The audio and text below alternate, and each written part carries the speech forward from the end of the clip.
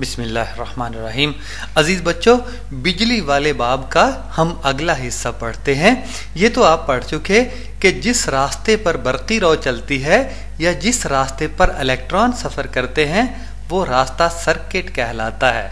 तो बच्चों, बाज़ औक़ात हमें करंट की मिक़दार या बरक़ी रौ की मिक़दार कम मतलूब होती है, यानी हम कम गुजारना चाहते हैं किसी जगह से, तो वहाँ आगे फिर ये कील कोके लगा देते हैं। इसका नाम है मुज़ाहिमत, रुकावट, रेजिस्टेंस कहते हैं अंग्रेजी में।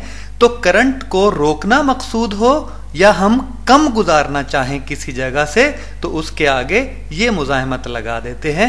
इसके दायरे इसकी कीमत का तयन करते हैं। बच्चों, जब हम किसी सर्किट को कागज पर बनाते हैं तो वहां मुज़ाहिमत को किन अलामतों से जाहिर करते हैं? ये अलामतें आपको नजर आ रही हैं, नीचे वाली R1 और ऊपर वाली R2। बच्चों, तजुर्बा गाह में जो मुज़ाहिमतें इस्तेमाल होती हैं उनकी शक्ल इस डब्बे जैसी, इस बक्से जैसी होती है जिस पे किल्लियां या चाबियां लगी हुई है। जितनी मुज़ाहिमत हमने इस्तेमाल करनी है उतनी मुज़ाहिमत की चाबी या किल्ली निकाल देते हैं, तो वो मुज़ाहिमत फिर इस्तेमाल में आ जाती है। बच्चों, ये सनती पैमाने पर इस्तेमाल होने वाली मुज़ाहिमतें हैं। ये तजुर्बा गाह में भी इस्तेमाल होती हैं। ये बदलती हुई मुज़ाहिमत है। इसके ऊपर आपको एक गोल सा छल्ला नजर आ रहा है। ये छल्ला फिसलता है, ये पूरी कायल के ऊपर फिसलता है, तो उससे मुज़ाहिमत का तयन हो जाता है। यह है बच्चों एक खुदा हुआ या प्रिंटेड सर्किट या कंधा सर्किट। तो इस पर आपको कोके से नजर आ रहे हैं जिसके ऊपर धारियां सी हैं। पहचान गए होंगे कि आप क्या है ये।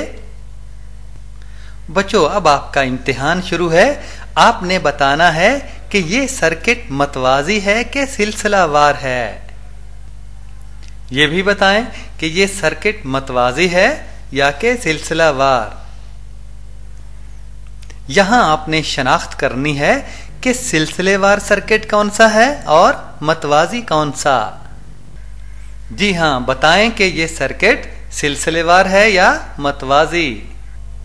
बच्चों, इस सवाल का जवाब आपने रोजमर्रा जिंदगी के तजुर्बे से बताना है कि किन चीजों में से बरक़ी रौ गुजर सकती है और किन चीजों में से नहीं गुजर सकती। क्या हीटर और बल्ब के स्प्रिंग मुज़ाहिमतें हैं?